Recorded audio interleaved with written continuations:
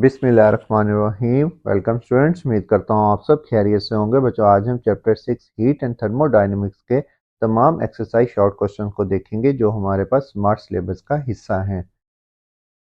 According to smart syllabus, first question हमारे पास 6.3, state the second law of thermodynamics in two different forms.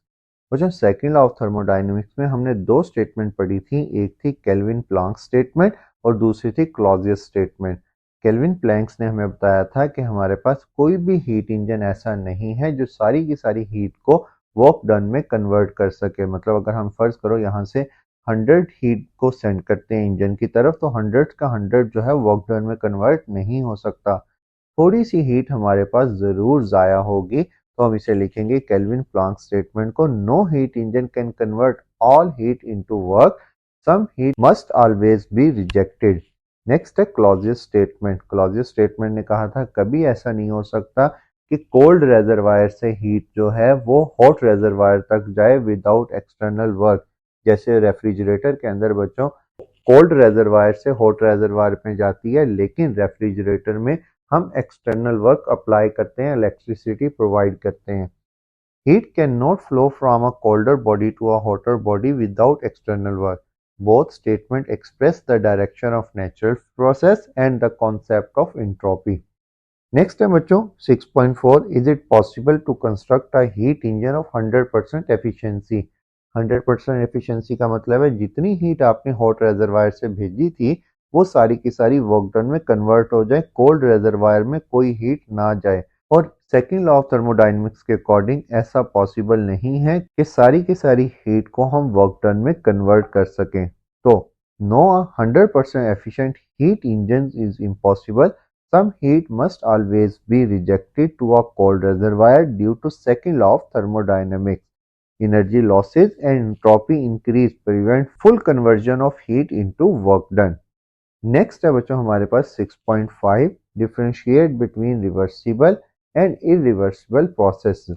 Reversible process ऐसा process होता है जो हमारे पास रिट्रेस हो सके, और लेकिन फिजिक्स के अंदर हम कहते हैं जो रिवर्सिबल प्रोसेस है ये इतना स्लो होता है कि इसको सदियां गुजर सकती हैं। इसीलिए हम रियल प्रोसेस को इरिवर्सिबल कंसीडर करते हैं और रिवर्सिबल प्रोसेस को कहते हैं ये एक आइडियल प्रोसेस है।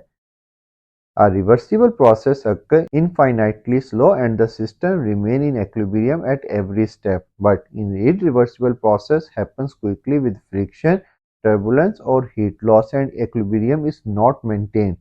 Reversible processes are ideal and give maximum work. Irreversible processes are real and less efficient. जो हमारे पास जितने भी रियल प्रोसेसेस हैं वो हमारे पास इरिवर्सिबल हैं। चैप्टर के अंदर आपने कॉर्नेट इंजन पढ़ा था और कॉर्नेट इंजन को हमने कहा था कि वो एक रिवर्सिबल प्रोसेस है, लेकिन उसकी भी एफिशिएंसी 100% नहीं थी। नेक्स्ट है हमारे पास 6.6, why is adiabatic curve steeper than isothermal, explain. बच्चों, एडियाबैटिक प्रोसेस में हमने कहा था कोई हीट सिस्टम के अंदर इंटर नहीं होगी। हमने इसकी एग्जांपल ली थी, जैसे एक ट्यूब में से हवा बाहर निकलती है तो वो एक फास्ट प्रोसेस होता है, क्योंकि ना हीट सिस्टम के अंदर जा रही है और ना ही सिस्टम से बाहर आ रही है, जस्ट गैस एक्सपेंड कर रही है और गैस एक्सपेंड करने से टेम्परेचर और प्रेशर डिक्रीज कर रहा है। तो हम कहते हैं कि एडियाबैटिक की जो कर्व है वो स्टीपर है एज कंपेयर टू आइसोथर्म, क्योंकि एडियाबैटिक एक फास्ट प्रोसेस है और आइसोथर्मल एक स्लो प्रोसेस है। In an adiabatic process, no heat enter or leave the system, so temperature changes rapidly. In an isothermal process, temperature remain constant because heat exchange occur. Due to rapid temperature drop, pressure decrease faster in adiabatic expansion, making the curve steeper. Next है बच्चों हमारे पास 6.7, a refrigerator transfer heat from cold to hot body. Does this violate the second law? Explain. बच्चों, हमने पहले question में भी देखा था और इसमें हमने कहा था कि हमारे पास रेफ्रिजरेटर जो है वो कोल्ड बॉडी से फ्रिज के अंदर से हीट को अब्सॉर्ब करता है और एनवायरनमेंट में उस हीट को रिलीज करता है, मतलब कोल्ड बॉडी से हॉट बॉडी में हीट को ट्रांसफर करता है। लेकिन उसको ये काम करने के लिए एक्सटर्नल वर्क यानी इलेक्ट्रिसिटी की जरूरत होती है। सेकेंड लॉ ऑफ थर्मोडायनेमिक्स की क्लॉजियस स्टेटमेंट में हमने कहा था कि हीट जो है वो कोल्ड बॉडी से हॉट बॉडी में नहीं जा सकती विदाउट एक्सटर्नल वर्क। लेकिन इस केस में हम एक्सटर्नल वर्क अप्लाई कर रहे हैं जिसकी वजह से कोल्ड बॉडी से हॉट बॉडी में हीट जा सकती है। No, it does not violate the second law because external work is supplied to the refrigerator. Heat naturally cannot move from cold to hot because compressor uses electrical work to force this transfer. Thus, the second law remain valid. बच्चों next है हमारे पास 6.8 explain briefly heat death of universe in term of entropy. बच्चों heat death के बारे में ना scientist ये कहते हैं कि हमारे पास जैसे अब इन्वायरमेंट में टेम्परेचर जो है मुसलसल इंक्रीज होता जा रहा है, क्योंकि जो हमारी इवन की कॉफ़ी के अंदर से भी हीट निकलती है, इसी तरह हीट इंजन से हीट निकलती है, इसी तरह हर चीज़ में से जो हीट बाहर निकल रही है वो हमारे एटमॉस्फेयर का हिस्सा बन रही है।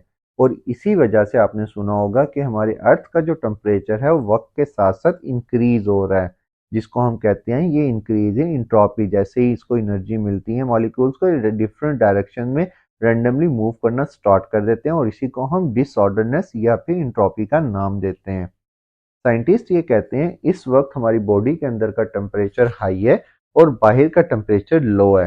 साइंटिस्ट ये ख्याल करते हैं कि आने वाले 50-60 सालों में अगर इंट्रोपी इतनी ज़्यादा बढ़ गई कि बाहर का टेम्परेचर जो है वो अंदर के टेम्परेचर के इक्वल हो गया तो हमारे पास हर चीज़ जो है, जो लिविंग थिंग्स हैं, वो इस दुनिया में जिंदा नहीं रहेंगे। तो इसका हम आंसर देंगे heat death is a predicted state, ये आपने लाजमी लिखना है, where entropy become maximum, all energy become evenly distributed, leaving no temperature difference. Without energy flow, no work or life process can occur, leading to a motionless and dead universe. Next है बच्चों हमारे पास 6.9, 6.10 और 6.11 हमारे course का हिस्सा नहीं है। 6.12 पर जंप करेंगे। How is work done by the gas और ऑन अ गैस। बच्चों अगर गैस एक्सपेंड हो रही है तो हम कहते हैं गैस ने वर्क डन किया, तो work done by the gas होगा। और अगर गैस को हमने कंप्रेस किया है तो बच्चों हम कहते हैं work done on the gas. Work done by a gas occur when it expand and pushes surrounding outward. W is equal to P delta V, यहाँ से हम वर्क डन फाइंड आउट कर सकते हैं। और अगर work done on a gas होगा, work done on a gas रखकर when it compress decreasing its volume, work is positive for expansion, मतलब बाय अ गैस में वो पॉजिटिव होगा और ऑन अ गैस में वो नेगेटिव होगा। ये था बच्चों आज का लेक्चर अच्छा लगा हो तो लाइक और सब्सक्राइब करना मत भूलिएगा। थैंक यू, खुदा हाफिज।